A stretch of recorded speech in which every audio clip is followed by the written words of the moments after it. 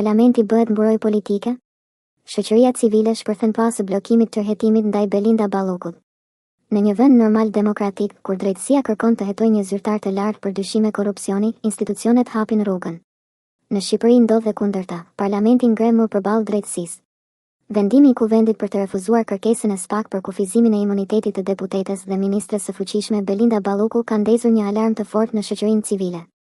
10 organizata të njohura kanë reaguar me një deklaratë të përbashkët ku paralajmërojnë se kjo lëvizje rrezikon të bllokojë hetimin e korrupsionit në nivelet më të larta të qeverisë. Në thelb, mesazhi i tyre është brutal dhe i qartë. Imuniteti parlamentar nuk mund të kthehet në bunker për politikanët që kanë frikë nga drejtësia. Një parlament që mbron pushtetin apo ushtetin? Çështja e Ballokut ka qëndruar për më shumë se 3 muaj në qendër të debatit publik, ndërsa kuvendi ka zvarritur vendimmarrjen në mënyrë të pazakonshme. Për organizatat e shoqërisë civile kjo nuk është një procedurë teknike, është një test i pastër për demokracinë shqiptare. Sepse pyetja që ngrihet është e thjeshtë. A është parlamenti një institucion që garanton barazim para ligjit, apo një mekanizëm politik për të mbrojtur elitën e pushtetit? Kur deputetët përdorin votën për të ndaluar hetimet ndaj kolegëve të tyre, mesazhi që i dërgohet publikut është i rrezikshëm. Ligji mund të funksionojë për qytetarët e zakonshëm, por jo për ata që kontrollojnë pushtetin. Imuniteti yk është licencë për të shpëtuar drejtësisë.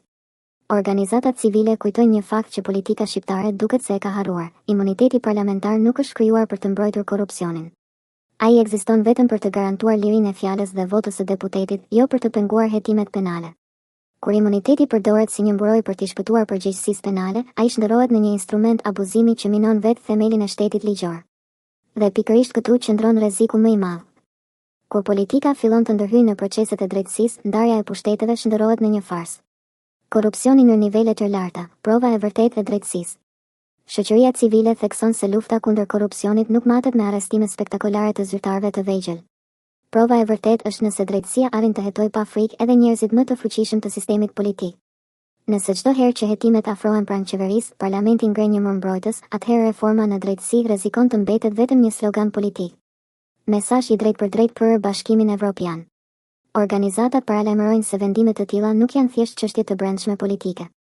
Ato kanë pasoja direkte për rrugën e Shqipërisë drejt Bashkimit Evropian. Brukseli ka qenë i qartë për vite me radhë.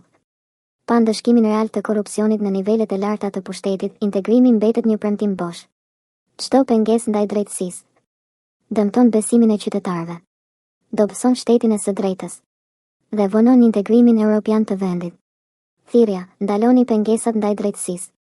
Shoqëria civile kërkon nga institucionet shqiptare të mos pengojnë hetimet e drejtësisë me vendime politike. Të mos e përdorin parlamentin si një gjykatë mbi prokurorinë. Të garantojnë transparencë dhe përgjegjësi në jetën publike. Në të njëjtën kohë, organizatat i bëjnë thirrje organeve të drejtësisë që të vazhdojnë punën e tyre pa u trembur nga presioni politik. Mesazhi final: Shqipëria nuk mund të jetë shtet me 2 ligje. Në fund të deklaratës qëndron një paralajmërim që politika shqiptare duhet ta dëgjojë me kujdes. Nëse drejtësia funksionon vetëm për qytetarët e zakonshëm dhe jo për pushtetarët, atëherë barazia para ligjit është një mashtrim.